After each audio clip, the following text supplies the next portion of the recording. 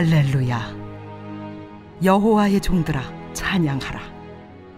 여호와의 이름을 찬양하라. 이제부터 영원까지 여호와의 이름을 찬송할지로다. 해 돋는 데에서부터 해 지는 데에까지 여호와의 이름이 찬양을 받으시리로다.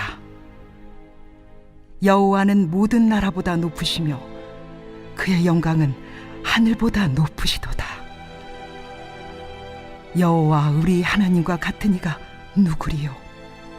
높은 곳에 앉으셨으나 스스로 낮추사 천지를 살피시고 가난한 자를 먼지 더미에서 일으키시며 궁핍한 자를 거름 더미에서 들어세워 지도자들 곧 그의 백성의 지도자들과 함께 세우시며 또 임신하지 못하던 여자를 집에 살게 하사 자녀들을 즐겁게 하는 어머니가 되게 하시는도다.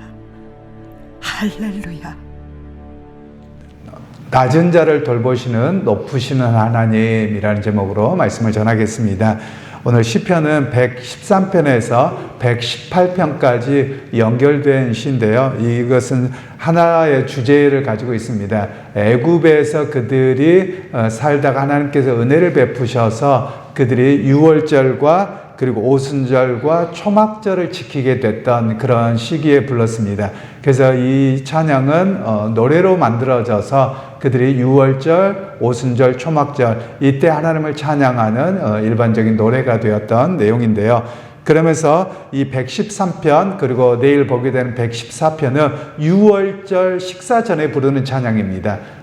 우리는 이제 그런 의식들이 없어서 이 절기들과 관련돼서는 잘 모릅니다만 지금도 이스라엘 백성들은 이 113편과 114편을 유월절 전에 노래로 부릅니다. 제가 그 외국에 살 때 아래층에 유대인들이 좀 살고 있었습니다.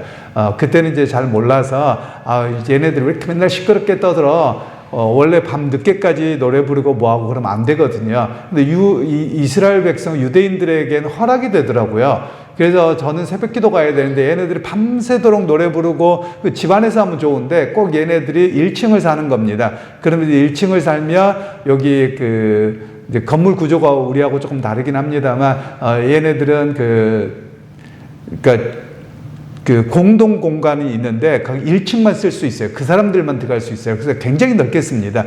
그런데 집 안에 들어가서 하면 좋겠는데 꼭 밖에 나와서 노래를 부르는 겁니다. 그리고 같이 공동 식사하고 식구들 다 모여가지고 밤새도록 그래요. 나는 새벽 기도를 가야 되는데 그래서 제가 소리를 한번 빡 질렀던 그런 기억이 있습니다. 좀 조용 좀 하라고. 무슨 말인지 못 알아들었겠죠. 그랬던 경험이 있는데 이들이 이제 지금도 뭘 하냐면 하나님께서 베푸셨던 유월절의 은혜가 무엇이었는가를 그들의 절기로 마치 우리나라의 추석이나 설처럼 그렇게 여전히 지킵니다. 우리나라는 뭐 추석 설이라고 해서 뭐 한복도 안 입고 지금 뭐 그렇게 안 합니다만 그들은 여전히 그 절기들을 지킵니다. 물론 그렇다고 해서 그들이 구원받는다 이건 아니고 그들이 구약에 여전히 머물러 있는 백성이죠. 그래서 오늘 우리에게 이 본문을 통해서 말씀하고 있는 것은 하나님은 어떤 분이시냐? 우리가 애굽의 종되었던 종보다 낮은 사람이 어디 있겠습니까? 종이라고 하는 사람들은 자기의 생사 여부권 또 이주 이런 거에 대한 자유가 아무것도 없는 사람들이거든요. 이렇게 낮은 자를 그 높으신 하나님께서 돌보셨고 찾아오셨고 해방시켜 주셨습니다. 이 노래가 여기에 담겨져 있는 겁니다. 가끔 그런 묵상을 해보셨는지 모르겠습니다만 요즘은 저도 못합니다만 신학대학이나 대학원을 다닐 때 곰곰이 그냥 하늘을 쳐다보고 요럴 때 있습니다. 그러면 갑자기 드는 생각이 뭐냐면 하나님은 저 위에서 나를 돌아보시는데 과연 내가 어떤 존재일까? 개미만도 못해 보이는 거죠. 하나님 편에서는. 그런데 나를 사랑하셨고 내게 은혜를 베푸셨다. 그게 너무 크게 느껴지는 겁니다. 그러면서 이제 땅을 봤더니 개미가 왔다 갔다 하는 거예요. 그래서 개미가 뭘 무겁게 이렇게 짐을 질고 다니길래 제가 안쓰러워가지고 개미를 그 무거운 걸 이렇게 올려서 집 앞에 갖다 놨습니다. 그때 얘네들이 난리가 나더라고요. 혼비백산해가지고. 그래서 애들한테 뭐라고 했냐면 야 내가 그런 거야. 좀 나한테 감사 좀 해봐. 감사할 줄 모르더라고요. 아무것도 모르더라고요. 그러면서 제가 무슨 생각이 들었냐면 하나님께서 오죽하며 이 땅에 육신으로 입고 오셔서 십자가에 죽고 부활하셨는가. 아무리 하나님의 사랑을 이야기하고 은혜를 이야기해도 우리가 인간이 벌레만도 못해서 깨닫지 못하다는 것을 그때 제가 개인적인 체험으로 이렇게 깨달은 적이 있습니다. 그래서 오늘 하나님은 어떤 분이시냐면 정말 낮은 자, 보잘것없는 자, 어찌 보면 하나님 편에서 우리를 보면 아무것도 아닌 존재일 수 있거든요. 그런데도 불구하고 우리를 사랑하셨다. 그 놀라우신 은혜가 우리에게 주어졌음을 우리가 노래할 수 있어야만 합니다. 그리고 이제 2절 말씀해 보시면 이렇게 이야기하는데요.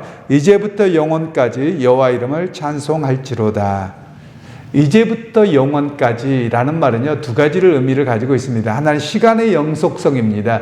그래서 시간에 끊임없이 하나님을 찬양하고 찬양받으시는 분입니다. 이 고백이 있는 것이고, 그리고 장소의 영속성입니다. 어느 장소에서만이 아니라 어느 곳에서든지 하나님을 찬양합니다. 이런 고백이 있어야 됩니다. 사실 우리가 가끔은 자연을 볼 필요가 있습니다. 우리는 너무나도 도시화에 집중되어 있고 또 눈앞의 삶의 급박함 속에서 살아갑니다. 그러다 보니 하나님을 찬양함을 잘 몰라요. 제가 혼자서 이렇게 동산에 올라가서 묵상하거나 이럴 때 어떤 느낌이 들었냐면 할 일 없이 그냥 제 핸드폰도 안 터집니다. 그래서 조용히 있고 묵상하는데 갑자기 나무들이 막 흔들고 막 바람 불어서 이러는 겁니다. 그래서 송화가루가 막 날려가는 거예요. 그런데 갑자기 그런 깨달음이 있는 겁니다. 아니, 쟤네들은 뭔데 이렇게 막 바람 불고 뭐하고 이러는가? 곰곰이 생각해 보니까 그 바람과 구름과 그 모든 것들이 하나님을 찬양하고 있다는 거예요. 그런데 우리는 그렇게 보지 못하는 겁니다. 또 때로는 새들과 벌레들이 막 노래하는데 쟤네들은 무슨 소리를 할까? 좀 이렇게 묵상해 보면 하나님께서 저들에게 입을 주셨고 소리를 주셔서 마음껏 노래하게 하신 그 모든 게 하나님을 찬양하는 거라는 거예요. 그런데 우리는 그렇게 왜 듣고 보고 하는 거를 잘 못하는 겁니다. 그래서 우리로 하여금 삶을 좀 브레이크할 필요가 있습니다. 스탑하고 주변을 돌아보고 자연을 볼 필요가 있습니다. 그것을 통해서 저 미물들도 하나님을 찬양하는데 과연 나는 정말 하나님을 찬양하고 살아가고 있는가? 이걸 점검하는 것이 우리의 일상이 또 되기도 해야만 하는 것입니다. 그러면서 이제 6절 말씀해 보시면 6절 7절 스스로 낮추사 천지를 살피시고 가난한 자를 먼지 더미에서 일으키시며 궁핍한 자를 거름 더미에서 들어세워 지도자들 곧 그의 백성의 지도자들과 함께 세우시며 스스로 낮추사 하나님께서 자기 자신을 낮추어서 우리에게 찾아오셨음을 이야기합니다.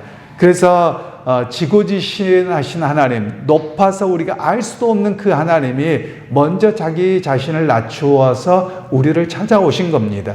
실제로 구약 성경에서 보면 하나님께서 아브라함을 찾아오셔서 내가 너에게 지시할 땅으로 가라 이렇게 말씀하셨어요. 아브라함이 뭐 특출나서 그런 게 아닙니다. 아브라함이 하나님 앞에 뭘 잘해서가 아니에요. 그냥 하나님께서 아브라함을 찾아오셔서 너 나랑 같이 동행할래? 이렇게 초대해 주셨다는 겁니다. 오늘 우리에게도 마찬가지입니다. 우리는 오늘날 신앙의 문제가 뭐냐면 젊은 세대들 가운데 그 모태신앙이었던 분들이 종종 그런 이야기를 하더군요. 내 기도는 하나님이 안 들어주셔. 그러니까 하나님한테 삐져서 교회 안 나가. 뭐 그래서 가나안 성도가 된다. 이런 표현들을 종종 하는데요. 여러분 사실 이렇게 접근하는 신앙에 문제가 있습니다. 왜냐하면 내가 중심이 되어서 그렇거든요. 그런데 오늘 성경에서는 뭐라고 말씀하시냐면 그 높으신 하나님이 나한테 먼저 허리를 숙이고 낮추어 주셔서 나에게 관심을 가져주셨다는 거예요. 그리고 뭐라고 말씀하시느냐? 무얼 해주겠다가 아니라 너 나랑 같이 살래? 너 나랑 같이 동행할래? 이렇게 주님께서 먼저 와주셨다라는 거예요. 그것이 우리에게 은혜고 구원이고 그것이 하나님의 백성으로 살아가는 은총의 시간이라는 것을 우리에게 말씀을 하고 있습니다. 그러면서 오늘 하나님은 어떤 분이시냐면 우리의 눈높이를 맞춰 주신 분이에요. 그래서 우리의 눈높이를 맞춰 주신 그 완성이 무엇이냐? 예수 그리스도가 이 땅에 오셔서 십자가에 못 박혀 돌아가심이 우리의 구원이고 우리의 눈높이를 온전히 맞춰 주시는 사건이지요. 그리고 이제 7절 말씀에 여기에 가난한 자를 먼지더미에서 일으키시며 라고 할 때 여기서 먼지더미라는 말이 생명력이 없는 흙의 먼지 이런 뜻입니다. 하나님 앞에서 볼 때 정말 아무것도 아니거든요. 여러분 가끔 그런 생각하시지 않습니까? 저는 장례식에 가거나 또는 이렇게 보다 보면 그냥 장례식 한 줌의 흙밖에 안 됩니다. 그래서 원래 하나님께서 창세기에 하나님께서 아담을 만드실 때 흙의 먼지로 만드셨다. 우리말로 그냥 흙이라고 되어 있는데요. 히브리어에서는 아다마에서 만들어서 아담이다 이렇게 되어져 있습니다. 그런데 이 아다마라고 하는 단어는 흙의 먼지예요. 물론 여기서 쓰여진 단어는 조금 다른 아파르라고 하는 단어를 쓰긴 했는데 이게 어떤 단어냐면 여러분 밀가루처럼 고운 흙입니다. 그래서 이것을 훅 불어버리며 흔적도 없이 사라지는 이런 거거든요. 바로 우리가 그런 존재인데 하나님께서 찾아오셨고 높이셨다. 이렇게 말씀하고 계시는 겁니다. 실제로 여러분 우리가 장례식을 통해서 깨닫는 게 그런 겁니다.